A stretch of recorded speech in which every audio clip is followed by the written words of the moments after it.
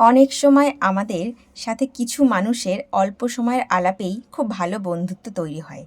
তারা যেন খুব কম সময়েই আমাদের অনেকটা মনের কাছাকাছি চলে আসে।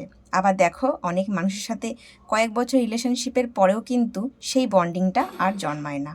আজকে তোমাদের একটা গল্প শোনাবো। তোমরা তো আমার প্রিভিয়াস ব্লগে দেখেছই যে আমি নতুন সাঁতার শিখছি। আর এই সাঁতার শেখার এখান থেকেই আমার একটা বন্ধু হয়েছে। এইটা হচ্ছে মালতীদি।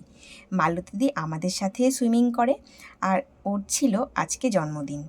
তো আমরা আজকে সবাই মিলে সেই বার্থডে সেলিব্রেশন করতে গেছিলাম কল্যাণী ট্রিস প্ল্যানেটে। তোমরা যারা কল্যাণীতে থাকো তারা তো এই রেস্টুরেন্টটা চিনেই থাকবে। খাবার কোয়ালিটি ভীষণ ভালো, আর অ্যাম্বিয়েন্স তো তার থেকেই আরও সুন্দর।